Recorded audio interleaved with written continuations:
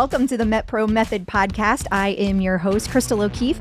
Today, I am joined by co-host of the Marathon Training Academy podcast, Angie Spencer, and we will be discussing Angie's MetPro journey as well as her love of marathons. Thank you so much for joining me today, Angie. Thank you so much for having me, Crystal. It's a real honor to be on the podcast. Oh, well, we are honored to have you. Angie, I know you obviously have a podcast all about running, but how long have you yourself been a runner? Well, I started dabbling in running when I was a teenager. Of course, as a teenage girl, I thought that I needed to lose weight. And so running seemed like the fastest method to get there. But I really wasn't doing it for a very deep reason or something that would keep me going. So, I kind of dabbled in and out of it in my early 20s as I was finishing up college and working and starting a family and things like that. But I didn't really get serious into distance running until my late 20s. And ran my first marathon at age 28 and really have never looked back since then. Wow. So when you decided, okay, I love this distance, what was it about the marathon long distance or just longer distance in general that appealed to you versus shorter distances? That's a great question because there are a huge variety of distances. Obviously, probably the 5K distance is the most popular around the world. It's very accessible. But I think with the marathon, it was like a puzzle that I'm still trying to figure out, honestly. And I loved it because it was hard. It was not something just that everyone was doing. And it really required me to dig deep, both physically, mentally, emotionally, even spiritually. And so because it demanded a lot of me, I feel like it has given back a lot to me as well. So I don't know, that's kind of my very fuzzy answer on it. Wow. Well, how many marathons have you run since you started running marathons when you were 28? I have done 62 marathons and 6 ultra marathons. So, oh my goodness. I can't even calculate how many miles that is. But how many? Okay, so when you say ultra marathon, there's obviously different distances for ultras also. So like what distance have those been? I have done 3 50Ks, which is 31.1 miles for those of us who do miles. I've done 1 40-miler and 2 50-milers. Wow. I mean, that's an incredible amount of running. And I was reading on your website that you've also done a marathon in every single state. That's right. Yeah. I kind of started my journey, running marathons. And then I started meeting people who were just doing amazing things with the marathon distance. And I met people who were doing a marathon in every single state. And I kind of adopted that as a goal for myself because my husband and I both love to travel. And there's just something special about getting to run in an area. You just see it in a different light than you do in a vehicle. That's true. And, we went to some really unusual places that we probably wouldn't have gone to otherwise. And so it was just a really special way to celebrate the diversity of the United States and, be able to kind of balance running and travel at the same time. I love that. What do you have a favorite state that you went to? Well, my home state is Montana. I haven't lived there in many years, but I was born and raised there. So I think that's probably the state that's closest to my heart. But we got to go to Alaska, which is just an amazing state. I still feel like I really haven't explored it very thoroughly. That was an amazing one. Of course, Hawaii was pretty special as well. And I saved Hawaii for my 50th state and did it in January of 2020. So it was like right before the pandemic lockdown. So I really feel blessed that I was able to finish that 50-state journey right before, basically the whole world kind of shut down for a while. Yeah. I bet it felt like you got an extra little boost of travel in before. 100%, yes. I can't even imagine, like, between the travel, the running itself, and the training for the travel. I mean, how do you have time to do anything else? Well, honestly, I live a pretty boring life. I'm like not one of those people who has nightlife. It's like get up super early, get the kids off to school, do a workout. I work from home, which it makes it really convenient. So I have, more of a flexible schedule, which not everyone has. And so, I can kind of fit my workouts in between the projects that I need to get done. And yeah, I mean, I'm in bed by 9 o'clock every night. So Me too, but I don't Yeah. run a marathon all the time.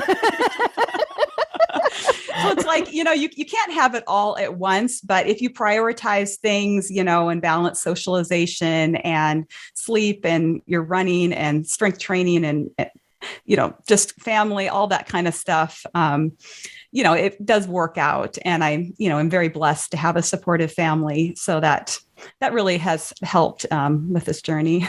I guess it helps that they get to enjoy the travel aspect of it too. Even if they're not running, they get to cheer you on and they get to see amazing places they wouldn't have seen otherwise. Yes, exactly. And, kids, they don't thoroughly appreciate it sometimes. There's a lot of complaining but as they get older, they definitely appreciating it more. And, I think they'll look back with fond memories of their childhood and the places they were able to go. I think that's true.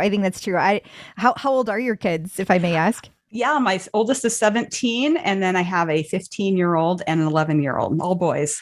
Wow. Yeah, that's a lot of boys to deal with. Yep.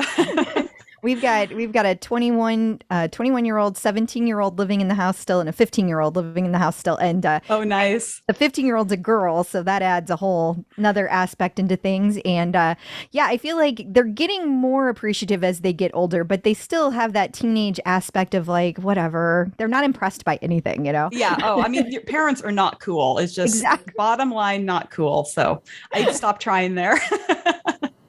Now, how you mentioned strength training. How do you balance in strength training with marathon training? I mean, there's just a lot of running involved. So where do you find time? How does that work?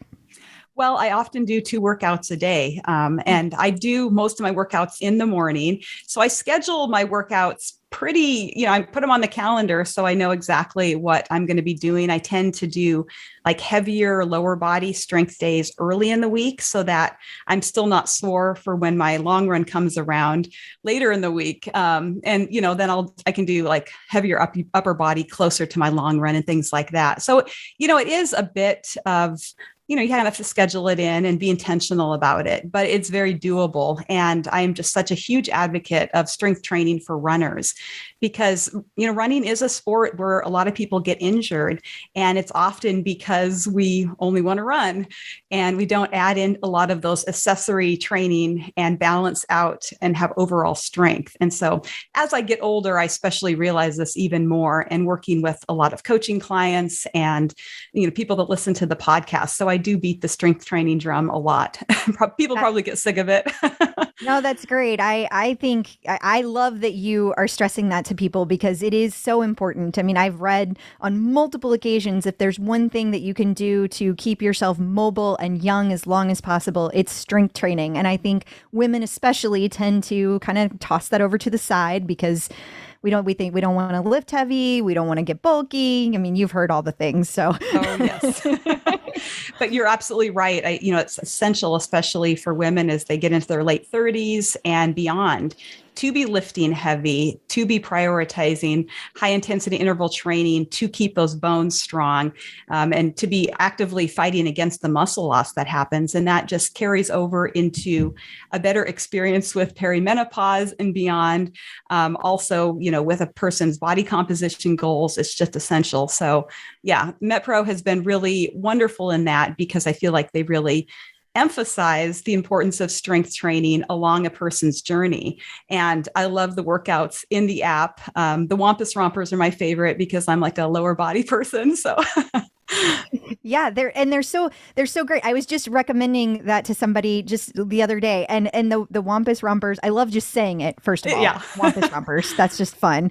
But second of all, I mean, there's a lot of really good moves in there that all work together really well. That's my favorite.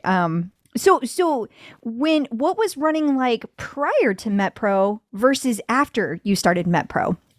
That's a great question. I had maybe a decade of doing marathons. Everything was going great. I had qualified for Boston, was able to run the Boston Marathon, was achieving a lot of my goals. And then I started dealing with hormonal imbalance. Oh. And as a result of that, I gained like 40 pounds, even though I was keeping up with my running and my normal exercise schedule and trying the best that I knew how to eat a healthy, balanced diet. And still, I just had this hormonal imbalance, which I hear is very common as women get into their late 30s. So I worked with my doctor. It was a long process of getting things rebalanced. But even after I was back at a normal hormonal balance, I was stuck with about 35 pounds of unwanted fat. And, for anyone who has struggled with their weight through the years, it's just really hard to run when you're carrying extra weight. And it's really hard to feel good about yourself and to have the energy that you want to show up with in the world and things like that. So I was introduced to MetPro in November of 2018. And my marathons had been rough for maybe about 2 or 3 years. In fact, I had taken a whole year off from doing races just to try to get healthy and rebalance and everything.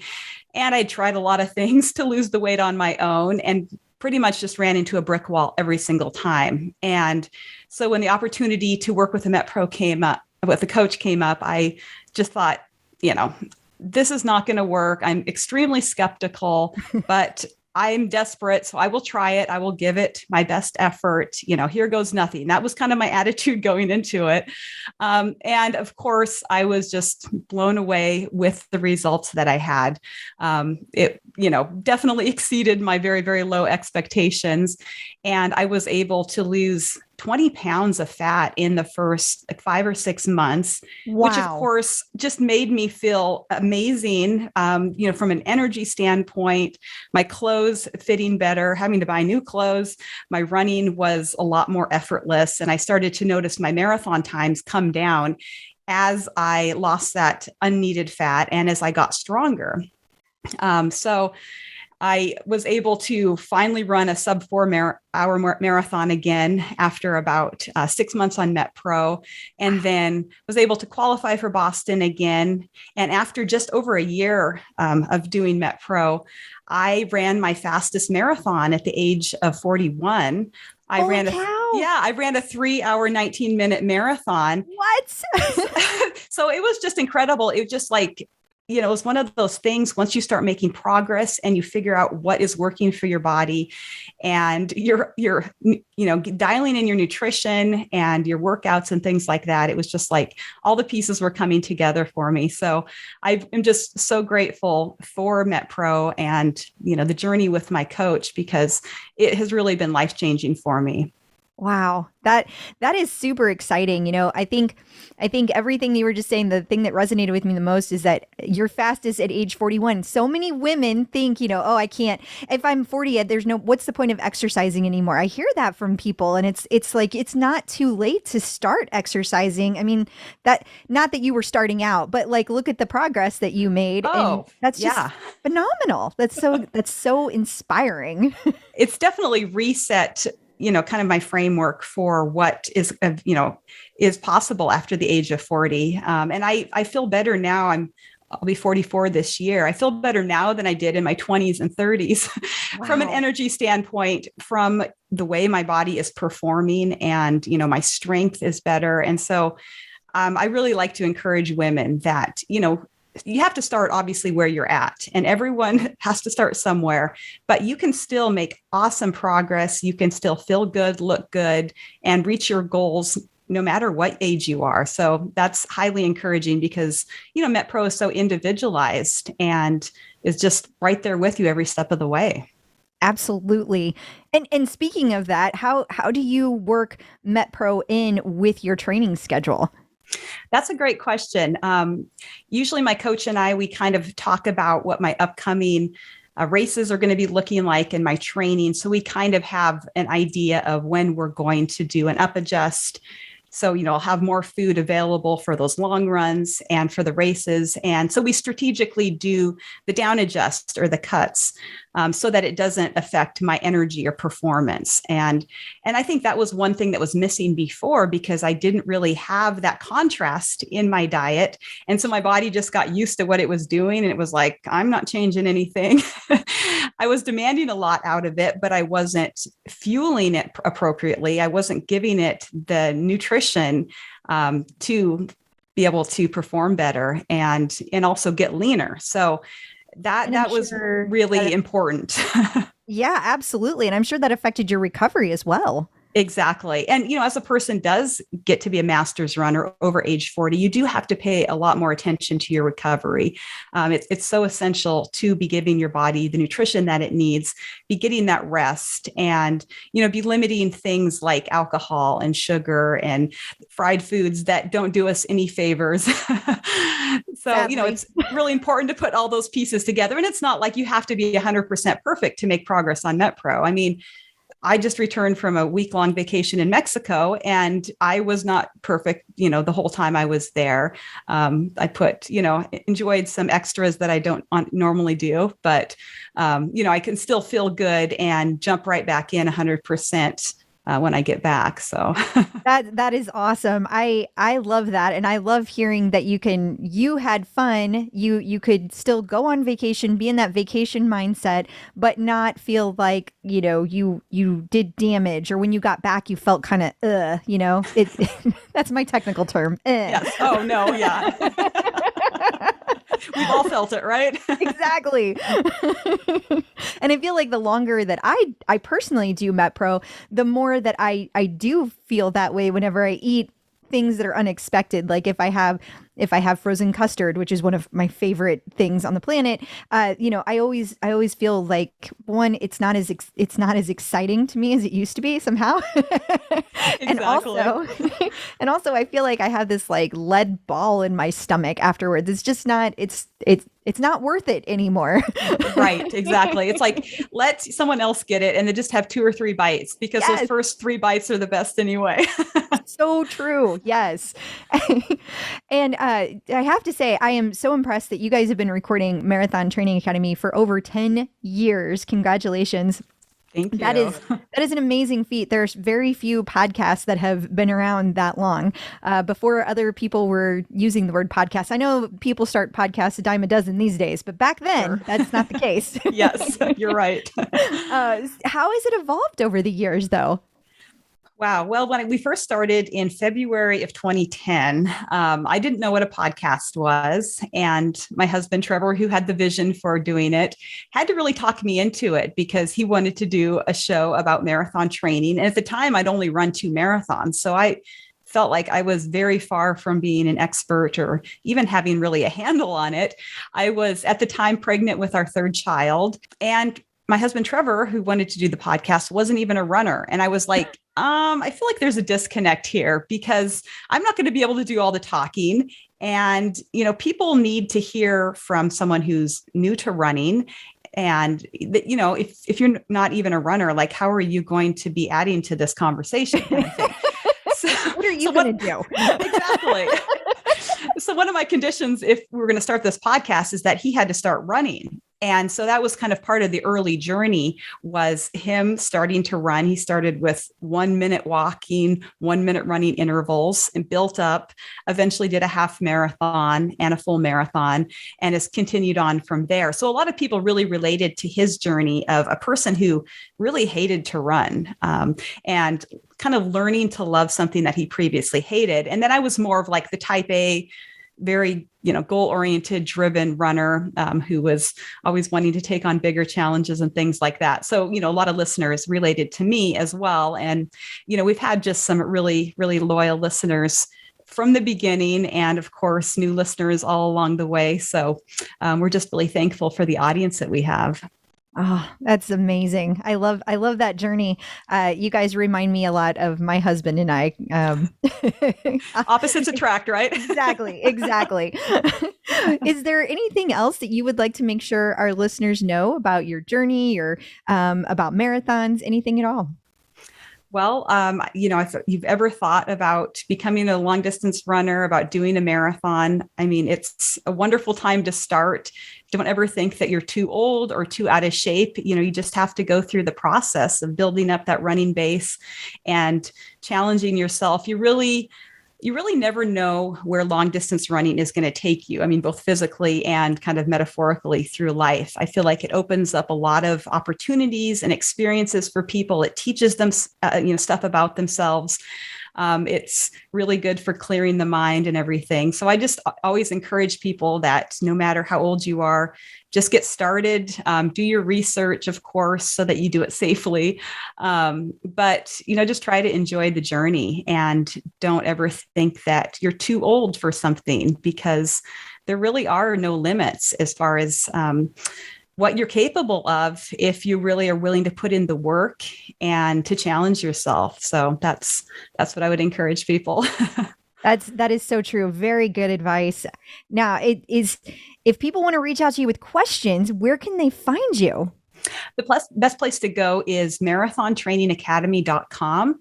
That's our website. We've got a contact page on there so people can shoot us an email if they have questions or comments. We have coaching over there. We've got virtual challenges that we do. Just a ton of articles and information for people, who are wanting to get started. So marathontrainingacademy.com. And we're on most of the socials at Marathon Academy. Wonderful. Thank you.